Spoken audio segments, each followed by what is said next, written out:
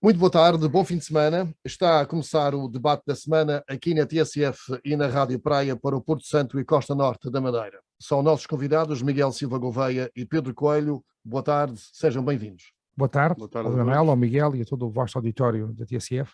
Ora bem, antes de começarmos com os temas que estão agendados para hoje, desde as listas de espera na saúde, à massificação dos pontos turísticos, o fim da ciclovia e ainda o facto da Câmara de Santa Cruz ameaçar abandonar a AMRAM, vamos iniciar com um ponto de ordem de cada um dos nossos convidados. Pedro Coelho.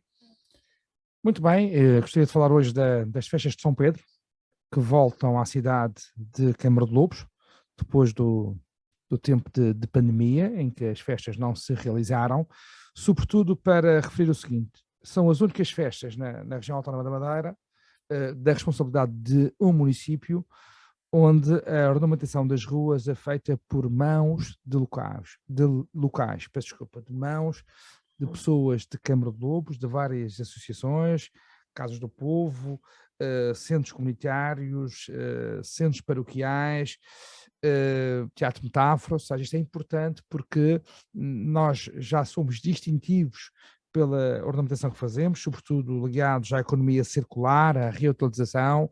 É isso que nós fazemos. Muitas das nossas peças já ganharam prémios internacionais, algumas já foram expostas em Cascais, em Amsterdão, e esta é uma nota importante, a preocupação ambiental, ecológica e sobretudo também porque quando as pessoas de Câmara de Lobos passam por aquelas ruas, pela Baixa da cidade, entre os dias 28 e 2 de julho, começam as festas no dia 28 de junho e acabam no dia 2, depois vão-se estender também as ornamentações durante o verão.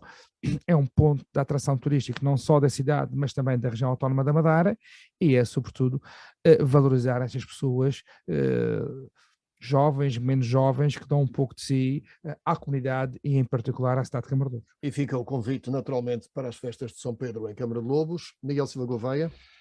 Leonel e Pedro, mais uma vez cumprimento e todo o nosso auditório. Como tema pessoal, como ponto de ordem, gostaria de deixar aqui um regozijo por um lado e um lamento por outro. O regozijo, obviamente, é o facto do Funchal ter aprovado, ser o primeiro município a aprovar um conjunto de medidas que visam contribuir para a autonomia alimentar.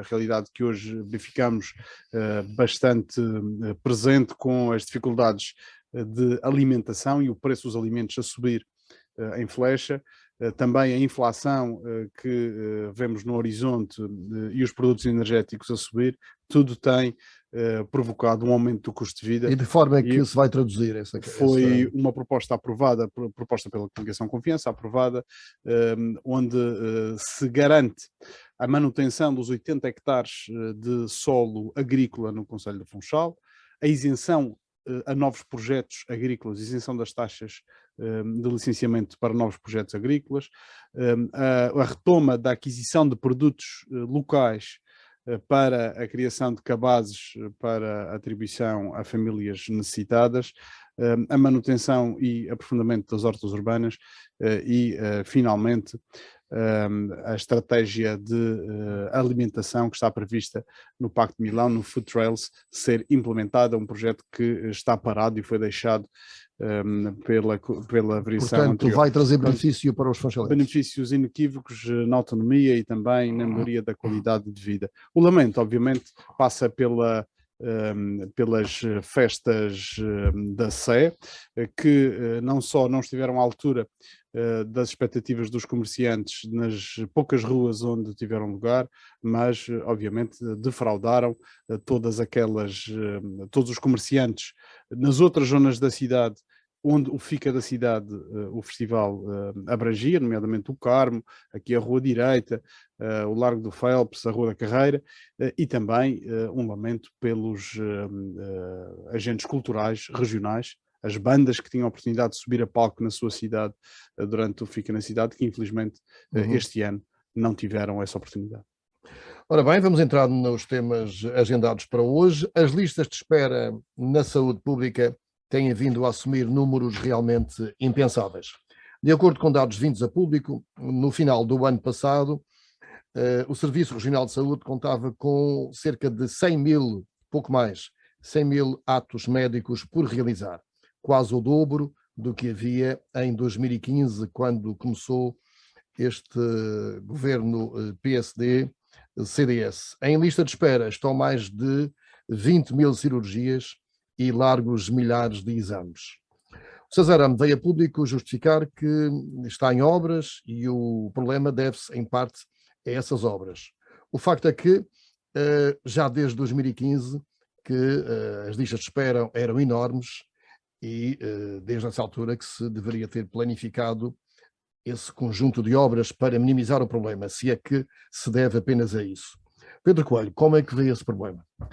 É preciso ter a consciência que o ano 2020 e 2021 foram marcados pela pandemia, ou seja, a questão Covid teve influência porque a prioridade era tratar essa pandemia e teve-se que adiar alguns atos médicos. Há lista de espera, efetivamente, e é relevante. Agora, gostaria de sublinhar que já foi muito maior do que é hoje. Por exemplo, em termos de cirurgias, em 2019 estavam 20 mil pessoas em espera, em 2020, 19, 2021, segundo os dados que tenho, 18.516 utentes que estavam à espera de uma cirurgia. É preciso também ter a consciência que muitos atos médicos são distintos uns dos outros, uns mais urgentes e outros menos urgentes. Agora, a realidade é que estes números são preocupantes, têm vindo a diminuir, é verdade.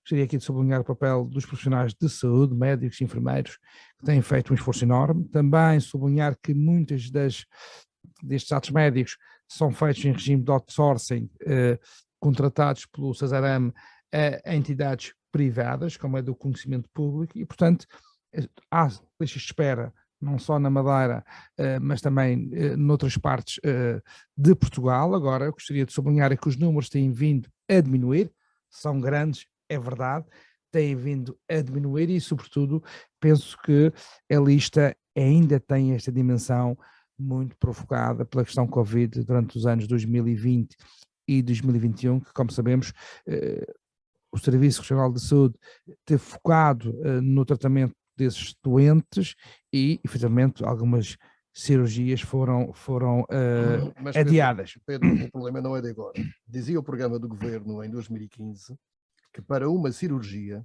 ninguém devia esperar mais de 6 a 9 meses para patologias menos exigentes e estabelecia como tempo máximo de resposta garantido 45 a 60 dias para patologias mais graves, nomeadamente as patologias oncológicas.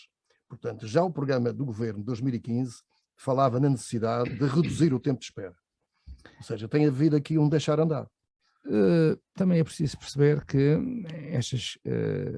estes atos médicos fazem-se com médicos e o Cesarame, como é público, tem recrutado pessoal médico, enfermeiros, segundo é público. Agora temos, porventura, ainda poucos médicos. Agora, se há gente que espera muito tempo para fazer uma cirurgia catarata e demora 6 ou 7 meses, isso não deveria ser possível, porque isso também tem a ver, sobretudo, com a qualidade de vida das pessoas e não se devia esperar tanto tempo.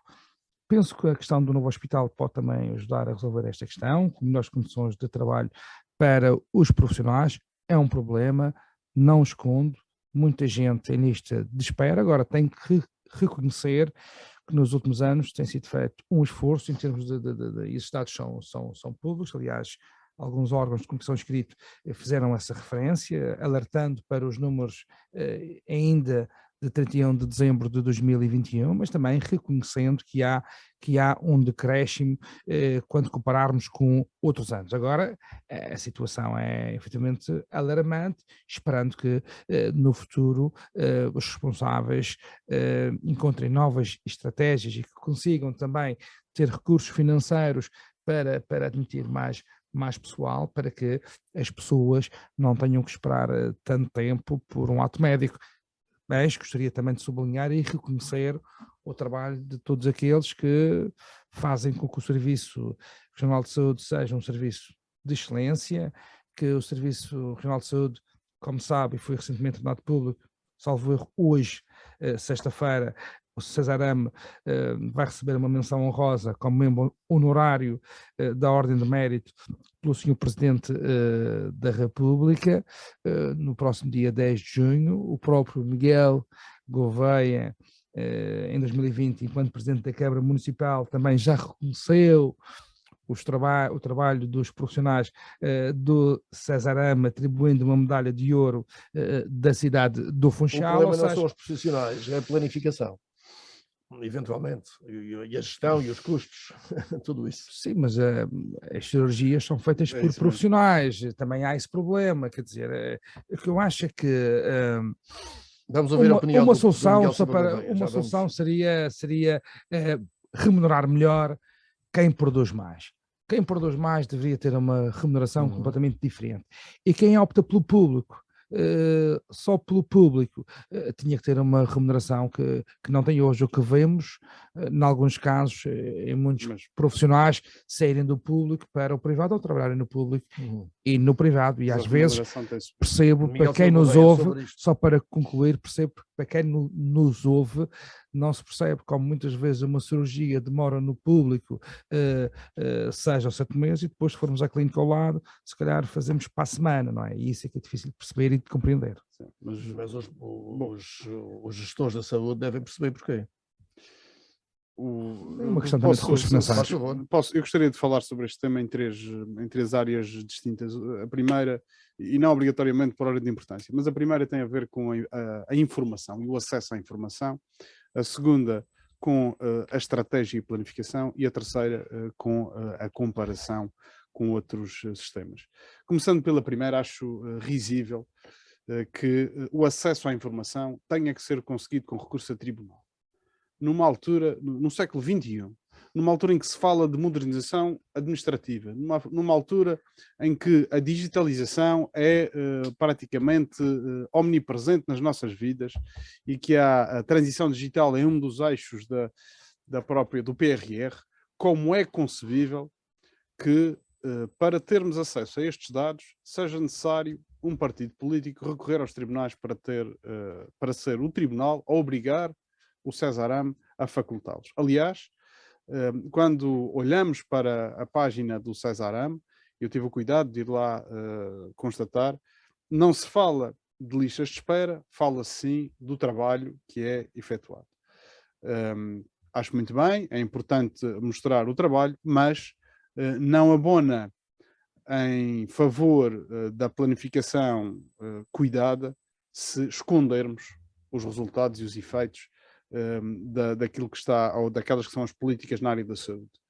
Porque o diagnóstico, também como o ato médico, é se calhar tão importante depois como a terapia a aplicar. E neste momento aquilo que se está a acontecer é o César Ame está a tentar evitar que se faça o diagnóstico correto a esta questão. Portanto, a informação deve ser passada de forma transparente. Numa questão de estratégia, que foi aqui falada, e concordo que os profissionais têm sido inexcedíveis nestes últimos anos, nomeadamente durante a pandemia. Foi por isso que o Funchal homenageou com a medalha da cidade os técnicos e os profissionais de saúde, mas há aquele ditado que um fraco rei faz fraca a forte gente, e neste caso é bem aplicado a quem tem a tutela da saúde, porque se tivesse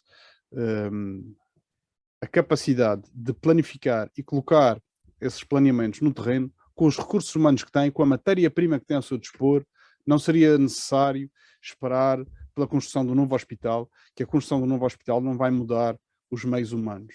Pode mudar meios materiais, pode melhorar meios materiais, mas os meios humanos vão ser aqueles que neste momento têm. E ao contrário do que aquilo que diz aqui o Pedro, na verdade, nos últimos 2 anos, de acordo com são os dados disponibilizados pelo César Ame, as remunerações com o pessoal no César Ame aumentaram Sim, 30 milhões de euros no ano. Foi um aumento... Tem a ver também com a admissão de mais pessoal. com a admissão mais pessoal, mais com enfermeiros, o exatamente. pagamento E há de complementos salariais por causa da Covid. Certo. Portanto, os profissionais de saúde tiveram um aumento de 11% quando comparamos os últimos 2 anos disponíveis no site do Cesarame. Já o Conselho de Administração teve um aumento de 22%. Portanto, deveria efetivamente ser aqui indexado o próprio vencimento do Conselho de Administração do Cesarame aos resultados.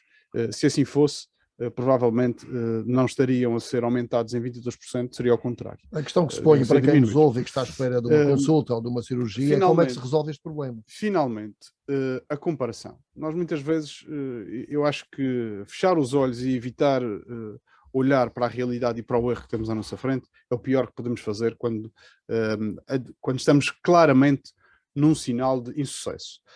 Foi em 2015 que foi criado um programa especial de recuperação das listas de espera.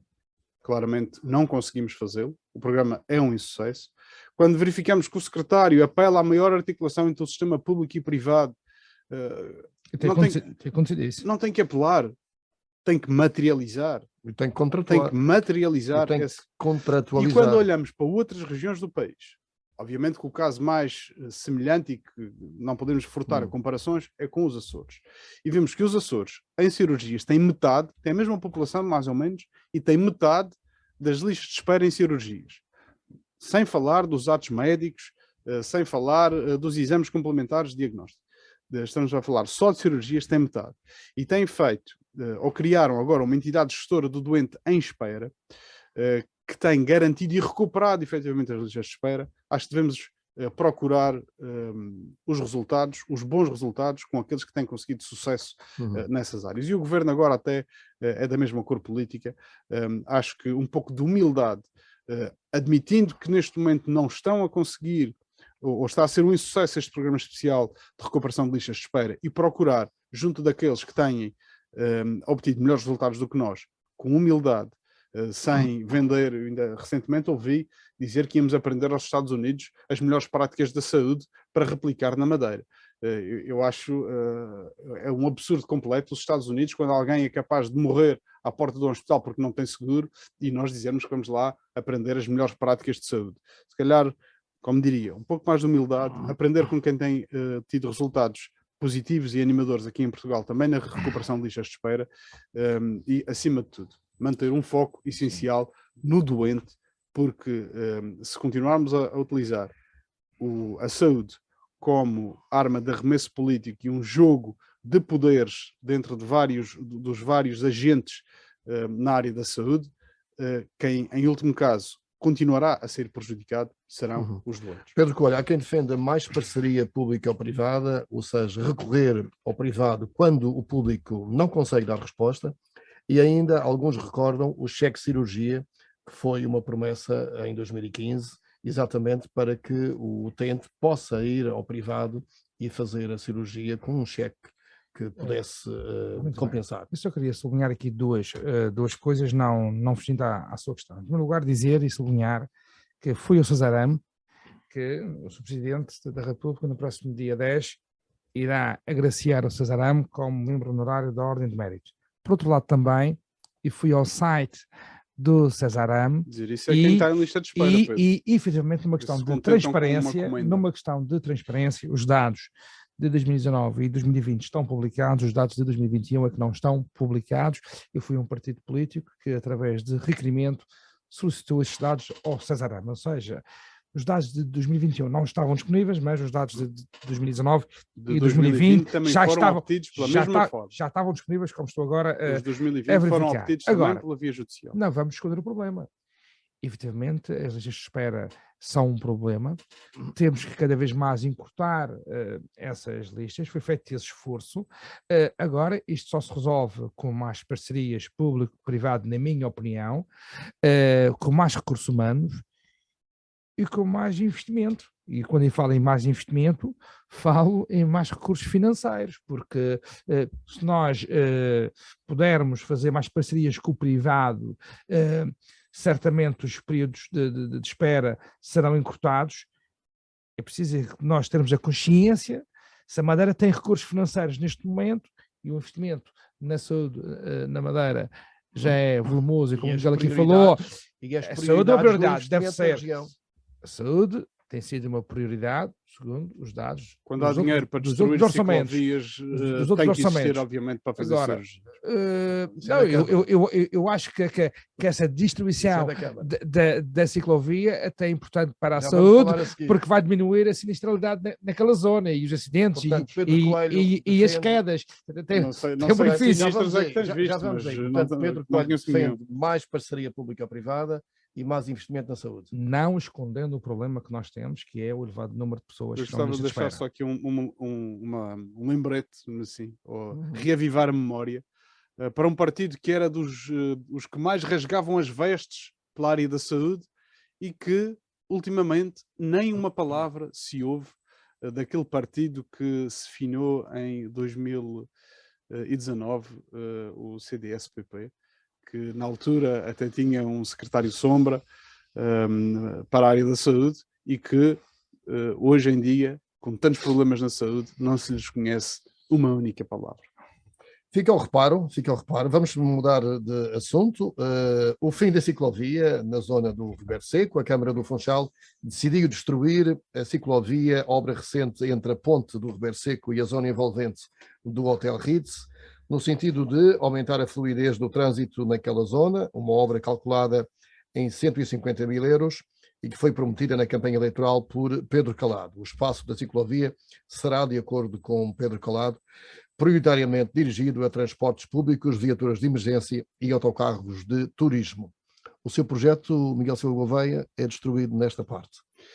Sim, é destruído o meu projeto e muitas das promessas que foram feitas em campanha. Lembro-me de uma de resolver os processos urbanísticos em 5 dias. Essa claramente aumentou. Eu acho que já ultrapassam os 5 meses.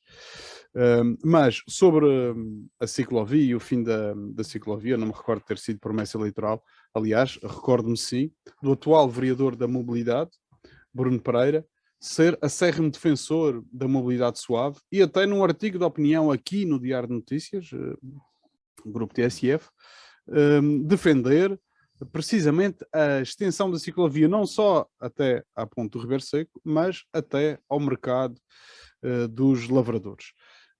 E eu concordo com ele, acho que é importante criarmos hábitos de mobilidade suave. Infelizmente, aquilo que tem sido, ou aquilo que temos verificado, não conheço aquilo que disse o Pedro de existir ali sinistralidade.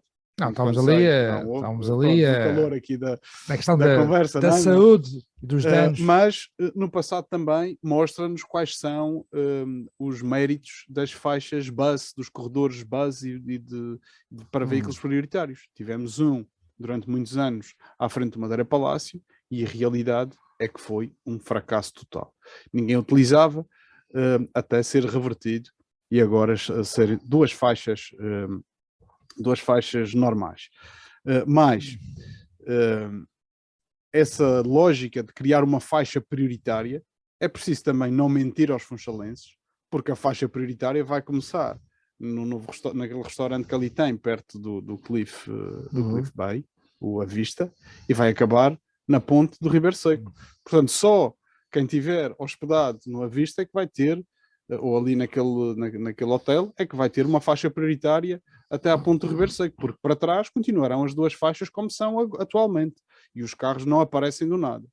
Portanto, na prática, aquilo que está a ser feito é destruir um projeto que foi, em primeiro lugar, proposto pelo PSD e pelo próprio atual vereador do Bruno Pereira na Câmara do Funchal. Em segundo lugar, foi aprovado e colocado no terreno no último mandato, financiado pelo Madeira 1420, ou seja, estava em linha com aquelas que são as diretrizes comunitárias para a mobilidade suave e para a pedonização das cidades, reduzindo a pegada carbónica. E terceiro, o que se vai ali fazer não vai contribuir em nada. Eventualmente a Câmara vai ter que devolver o dinheiro que recebeu do Madeira 1420, porque os objetivos iniciais serão, obviamente, já não serão completos, não serão concluídos. Miguel Silva Gouveia, hoje faria de novo a ciclovia? Faria a ciclovia tal da mesma como forma, foi feito. Da mesma forma? se calhar teria outro cuidado para a obra não ser tão demorada, mas também, pelos vistos, a demora nas obras... Em termos do projeto. O projeto, não há forma de se fazer não estrangula o trânsito. Não há forma de se fazer uma ciclovia. A grande questão é esta. Quando toda a gente concordava, até em 2017, quando foi candidato a Rubina Leal pelo PSD, toda a gente concordava que era necessário ampliar a ciclovia até à zona do mercado, até à zona do Almirante Reis. Vá. Agora eu pergunto, como é que se atravessa o Ribeiro Seco com uma ciclovia se não for pela ponte? Que eu saiba, ninguém previu criar uma nova ponte ali. Era sempre com a supressão de uma das faixas dedicada à mobilidade suave. Às bicicletas, às trotinetes, aos patins em linha. Mas depois deste tempo de polémica e de prós e contras, Miguel Silva Gouveia mantém a mesma opinião. Se não mantivesse a opinião, estaria a ser populista e ao sabor da população, ao sabor daquilo que são as vontades do momento de algumas pessoas. E isso é aquilo que temos verificado, particularmente com o PSD, porque é o mesmo PSD, as pessoas são as mesmas que há uns anos atrás defendiam o contrário. Pedro Coelho, de populismos, estamos bem entregues. Da ciclovia. Sobre esta matéria, concorda com esta destruição? De dizer o seguinte: com este recuo, digamos. As ciclovias são importantes, mas não podemos importar modelos. Temos ciclovias em Amsterdão e são utilizadas, as pessoas que utilizam a ciclovia a utilizam para o trabalho. As pessoas que usam é para o trabalho. E não sei se há muita gente no Funchal que vai para o trabalho de bicicleta. E podemos fazer atividade física sem ser em artérias principais. Ou seja, há ciclovias que funcionam numa determinada cidade e há ciclovias que não funcionam numa outra cidade, como é o caso do Funchal. Todos nós nos recordamos como é que era a ponte do Ribeiro Seco, a velhinha ponte. E agora era muito mais estreita, aumentou-se a via e agora estamos novamente a encurtar essa via, o que não faz sentido. Todos nós temos a consciência que é uma das principais artérias da entrada ao centro histórico do Funchal e, sobretudo, quem descia da Quinta Magnólia ou vinha da Monumental, aquela ciclovia, na minha ótica, não faria sentido, não faz sentido e é uma opção do atual Presidente da Câmara que percebeu o constrangimento que essa ciclovia trouxe naquela zona em específico, e o Miguel sabe que se fosse hoje, se calhar não teria feito aquela ciclovia naquela zona, porque a ciclovia era para manter e mais. Para prolongar até ao Almirante Reis. Continuo a acreditar que esse é um projeto... O Funchal é tão curto, não tem grandes artérias, que, como já disse, as ciclovias em grandes cidades europeias existem para as pessoas irem e virem para o trabalho. A ciclovia no Funchal, na estrada monumental... Eu estou falando do futuro, não estou falando do passado. Não, o que me interessa é o futuro e é uma estratégia de desenvolvimento passado do Funchal. Então, a ciclovia no Funchal, não é isso, a ciclovia no Funchal existe basicamente, também é importante, para a atividade física. As ciclovias que existem noutras cidades europeias existem para as pessoas irem e regressarem do trabalho. Na zona do Ribeiro Seco, é uma zona muito complicada, com muito trânsito pela manhã e a supressão daquele espaço para a ciclovia causou, como todos sabemos, e há notícias, e há vídeos, e há relatos de moradores e de pessoas que diariamente se deslocam ao Funchal, que foi mal pensado. Os vídeos e notícias de trânsito agora, dificuldades de trânsito no Funchal agora. O que é que o atual Presidente da Câmara fez? Nem notícias, nem vídeos, mas existe problemas de trânsito neste momento no Funchal. Ia alterar essa situação, e agora está a alterar essa situação. Quando se fala em destruir, e não sei se destruir... Ou seja, Pedro Coelho, se fosse Presidente da Câmara do Funchal, faria o mesmo. Se fosse Presidente da Câmara Municipal do Funchal, que não sou, também acho que o que foi feito ali não faz sentido. As cidades são para tornarem as pessoas mais felizes. A Câmara de Lobos não vai haver ciclovia. Não vai haver ciclovia, porque nós não temos espaço para isso. Nós não temos espaço para isso. E temos outros espaços onde as pessoas podem praticar atividade física. Agora, eu aposto numa ciclovia, numa zona nobre de uma cidade, quando essa ciclovia é usada sobretudo para tal mobilidade verde, não é? Em que as pessoas vão de bicicleta para o trabalho.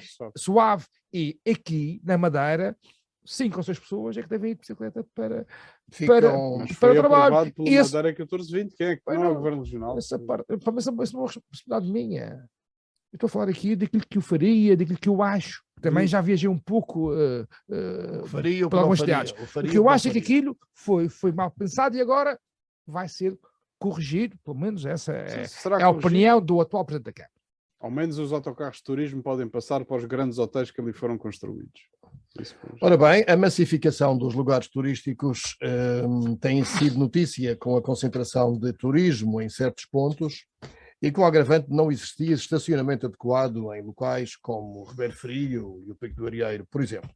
As levadas com percursos recomendados estão igualmente concentradas e em alguns percursos há mesmo o encerramento durante algum tempo porque estão em manutenção. Ou seja, há uma massificação dos lugares turísticos que Pedro Coelho poderá ser negativa até mesmo para a promoção do destino. Sim, em primeiro lugar, estamos a falar de um problema bom. Se é que há problemas bons, é porque temos muito turismo neste momento na Madeira e este fluxo turístico que nós estamos a ter, com impactos positivos na economia, levam a mais gente. E mais gente, mais pressão sobre o território.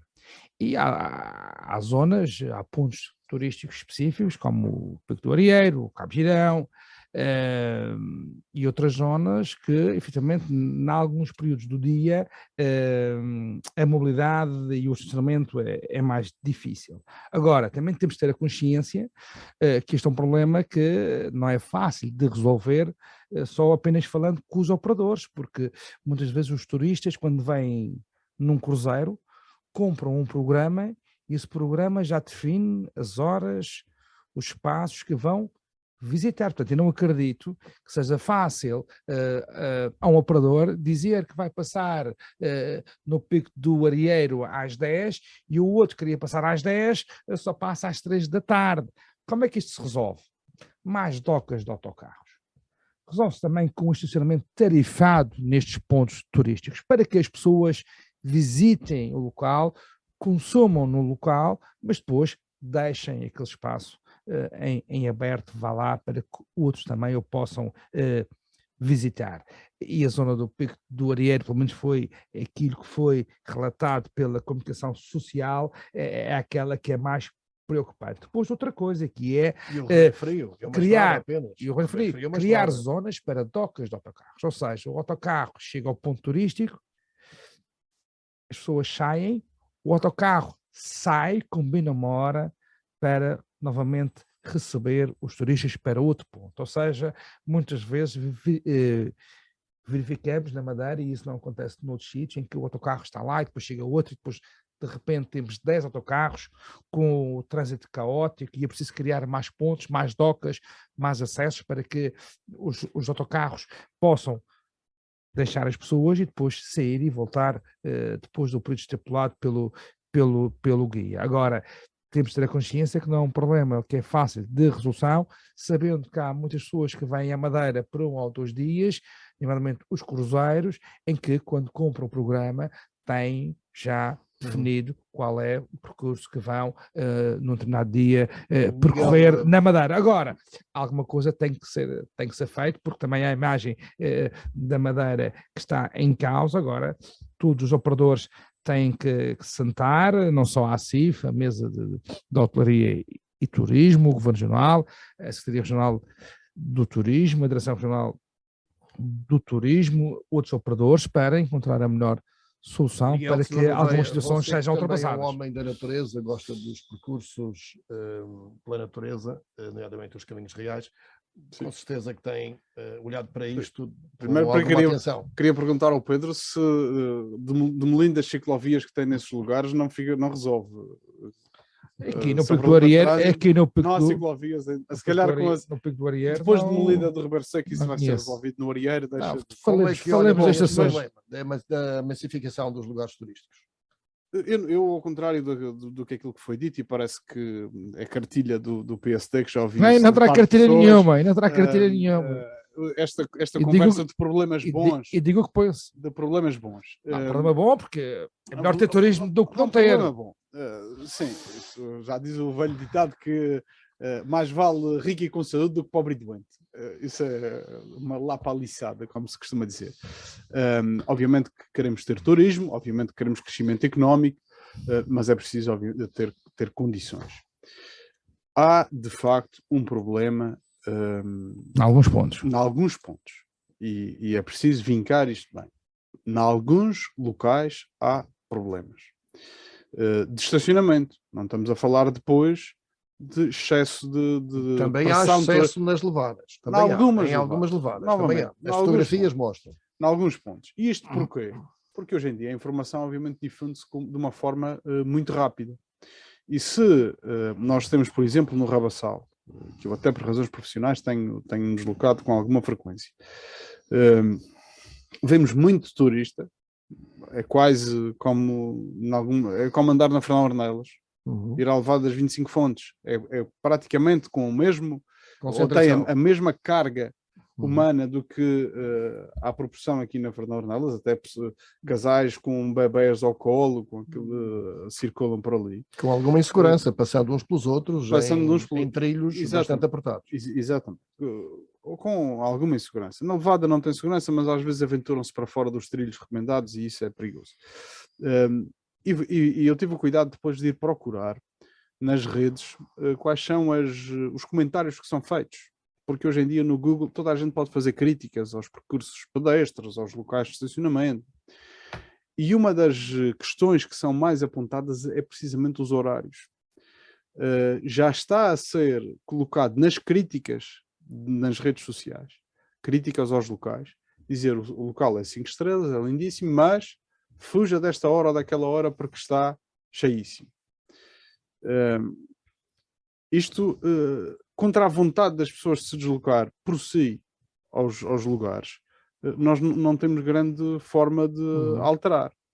Agora, disciplinar a forma como os agentes turísticos vão e utilizam os locais, aí penso que poderemos ter alguma forma de O pagamento resolver. da taxa de acesso poderá ser uma limitação, um condicionamento. Taxa de estacionamento, criar condições para e de acesso aos percursos, concordo. Como eu estava a dizer há pouco. Eu acho que temos um exemplo que me parece que correu bem, que é do Parque das Queimadas, que hoje em dia uma pessoa vai às Queimadas e sabe que consegue estacionar. Eu não sou assim grande adepto de... O Cabo Girão também consegue estacionar. Consegue estacionar. Mas tem parque pago, tarifado? Não, não. Não é pago, mas foi feito um parque com alguma dimensão. Tinha dimensão, tinha espaço. Ou seja, preparou-se o Cabo Girão. Em outras zonas, eventualmente, em algumas outras zonas... Também não é fácil no Pico do Arieiro preparar esse espaço.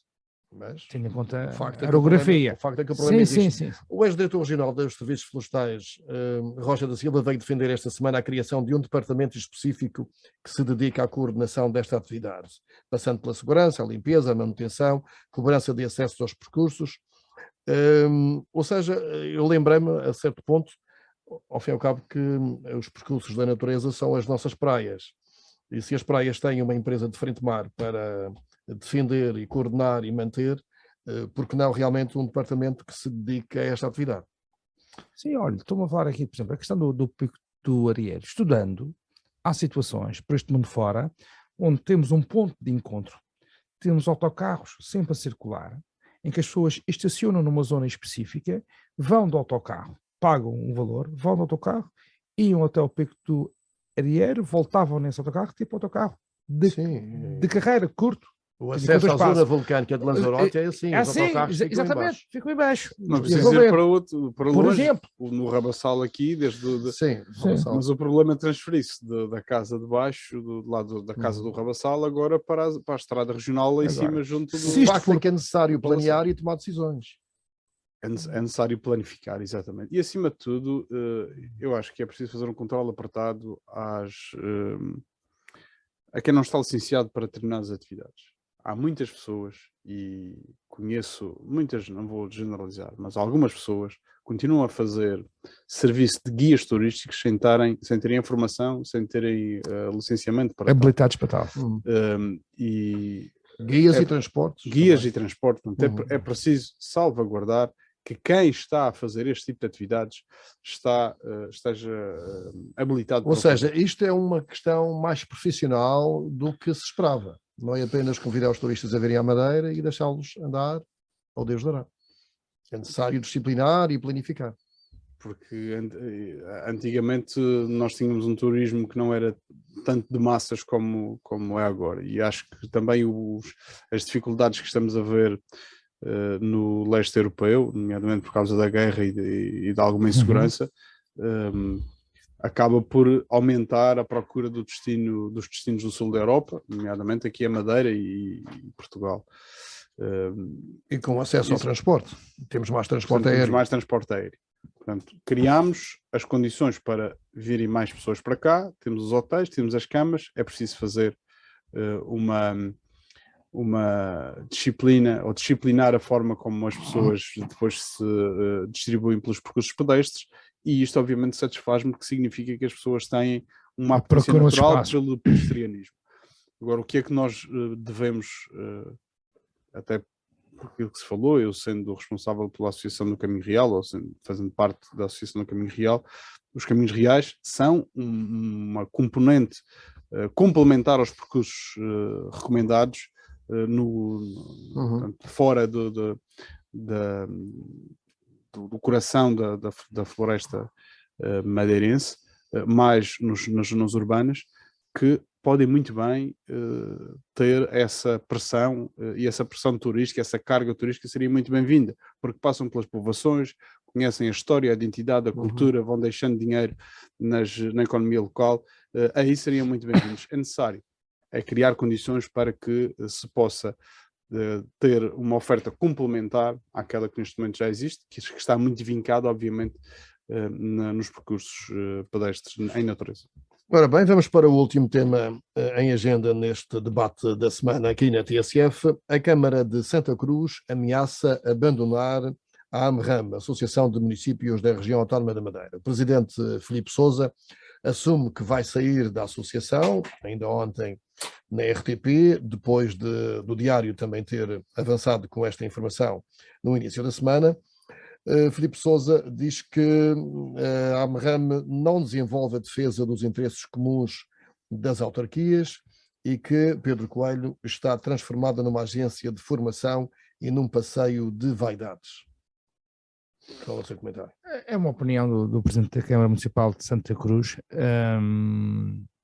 que vê apenas, olha para o seu umbigo, não tem uma perspectiva solidária com os outros 10 concelhos da região autónoma da Madeira, e isso começou logo quando saiu da EPM, que foi o primeiro concelho a sair da empresa de iluminação pública da região autónoma da Madeira. Enquanto fiz parte do Conselho Executivo da AMRAM e fiz parte durante 8 anos, não conheço nenhuma opinião, nenhuma sugestão do Sr. Presidente da Câmara Municipal de Santa Cruz para que o funcionamento da AMRAM pudesse melhorar. Só fique quem quer, terá que levar esse assunto à reunião de Câmara e à respectiva Assembleia Municipal. É uma opinião do próprio. Acho que estando Filipe Sousa no último mandato, a 3 anos de terminar o seu último mandato, podia deixar essa opção para o próximo executivo. Acho que não faz sentido. Nem tudo corre bem. O trabalho que faz a AMRAM em defesa dos municípios? Não tem sido visível ultimamente notícias a AMRAM, uma delas tem a ver com a formação. Muitos quadros, certamente, da Câmara Municipal de Santa Cruz têm formação paga pela Associação de Municípios da Região Autónoma da Madeira. Tem também anualmente campanhas na causa animal, que acredito que esses procedimentos são estendidos a todos os concelhos da região, e também a vacinação e a esterilização de alguns animais do Conselho de Santa Cruz são feitos com fundos da AMRAM, como o Miguel Gouveia sabe, fez parte. Agora, podia fazer mais? Se calhar podia fazer mais. Agora, tem uma estrutura pequena, com técnico superior, mais 2 pessoas que também prestam serviço. Fiz muito pelos municípios nos últimos anos, durante muitos anos, vários equipamentos foram adquiridos pela AMRAM, que depois distribuiu... Houve uma fase de muito fulgor e agora realmente está mais invisível. Não, quer dizer, eu acho que só para concluir, eu acho que esta opção do Presidente da Câmara Municipal de Santa Cruz, na minha opinião, não faz sentido. Quando nós queremos sair ou não estamos bem, devemos manifestar a nossa opinião nos órgãos próprios.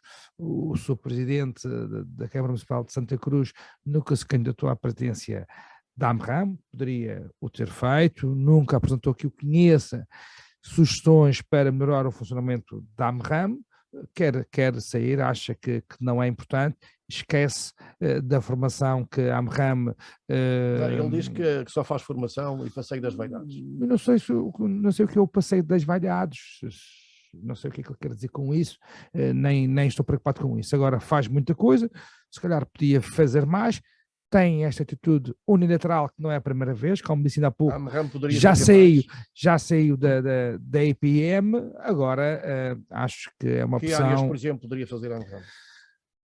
A AMRAM tem uma estrutura, como disse ainda há pouco, pequena, não muito mais curto do que a Associação Nacional de Municípios Portugueses, também são mais, faz já algumas coisas, faz candidaturas também a fundos comunitários, está neste momento a resolver algumas questões que têm a ver com a causa animal e com o alargamento dos canis ou centros de recolha animal noutros concelhos da região autónoma da Madeira, faz também um trabalho no que concerne ao Orçamento de Estado, de alertar para algumas questões que são de interesse local e particular da região autónoma da Madeira, pedindo mais verbas para os municípios da região autónoma da Madeira, muitas vezes consegue, muitas vezes não consegue, mas tem esse papel como associação de pedir mais para os municípios da região autónoma da Madeira. Tem também uma verba importante que tem a ver com o jogo instantâneo, em que essas verbas são canalizadas também para algumas atividades da AMRAM, como disse, e para concluir, é uma opção do Sr. Presidente da Câmara Municipal de Santa Cruz, que respeito, mas não compreendo.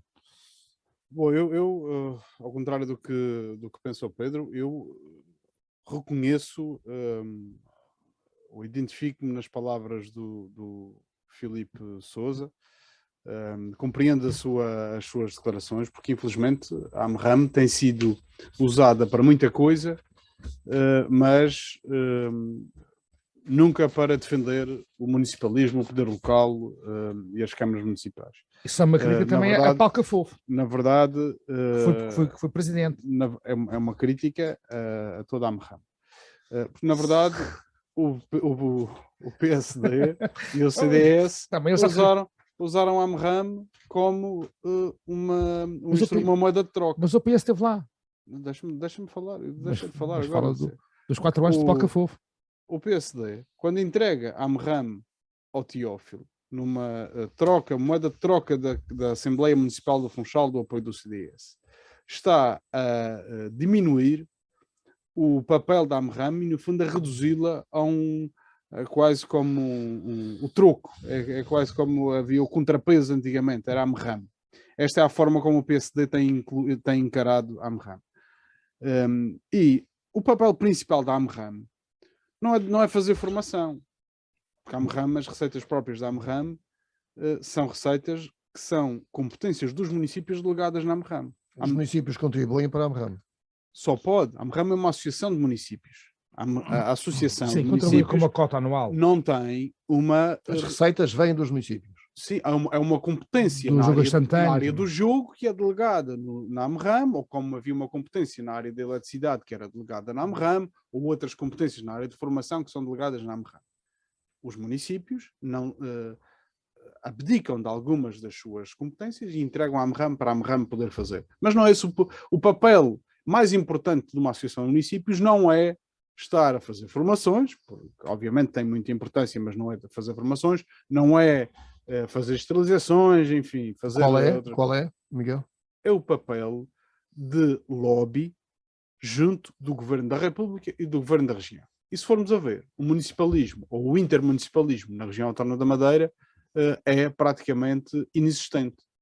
Porque as grandes questões da autonomia do poder local aqui na Madeira não são discutidas, a questão da participação nas receitas do IVA não se ouve uma palavra da AMRAM, os municípios na defesa das suas competências naturais, como é o caso da água, como é o caso dos resíduos, onde no continente são associações de municípios que gerem, aqui foi entregue de mão beijada ao Governo Regional e a AMRAM não fala. A AMRAM neste momento acaba por tinha um potencial para ser muita coisa. Poderia ser a defesa, a principal linha da frente de defesa do municipalismo e dos municípios. Neste momento, é quase como uma secretaria regional das câmaras municipais, onde o antigo vice-presidente do governo foi lá colocado. Pedro concorda?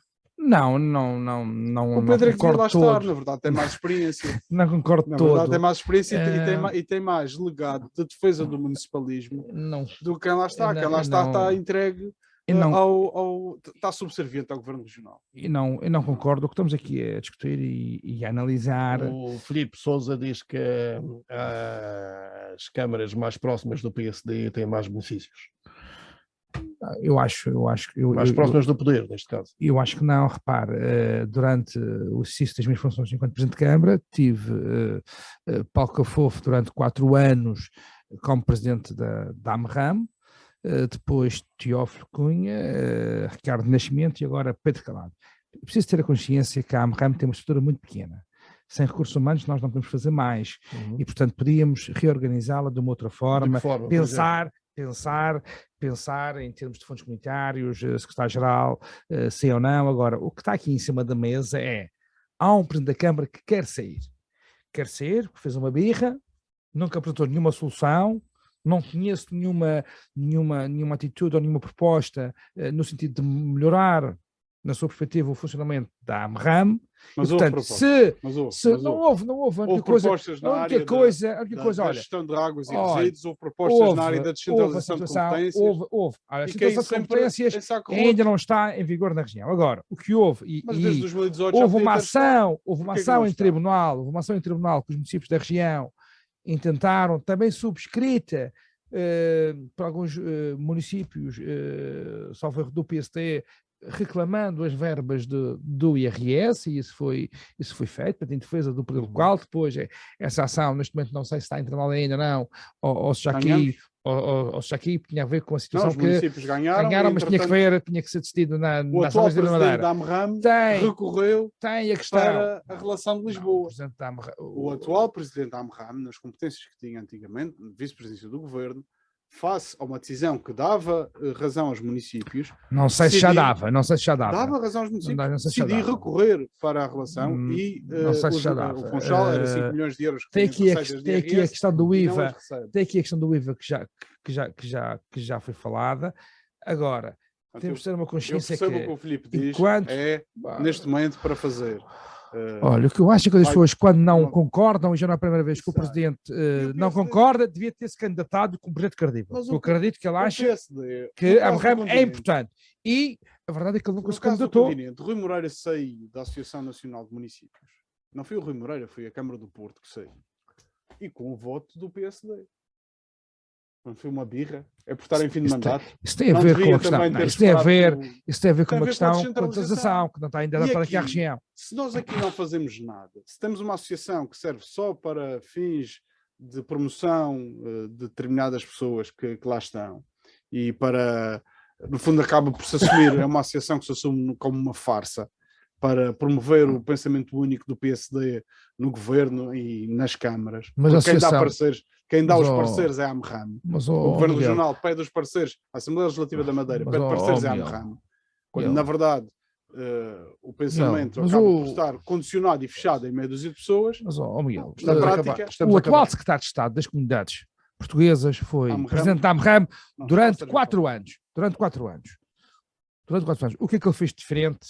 E a questão do poder local e da autonomia do poder local, sendo do PS, o que é que ele fez de diferente? O que é que ele fez de diferente? Falas do PSD, o que é que ele fez? Os processos que ganhámos foram no tempo em que ele era presidente da AMRAM. Não, foi isso. Ficaram expostos. Portanto, agora vejo que alguma coisa fez. Ficaram expostos. Agora este silêncio que se ouve os agora. comentários e as ideias de cada um dos nossos convidados. Muito obrigado. Bom fim de semana. Obrigado. Obrigado, Leonel Pedro.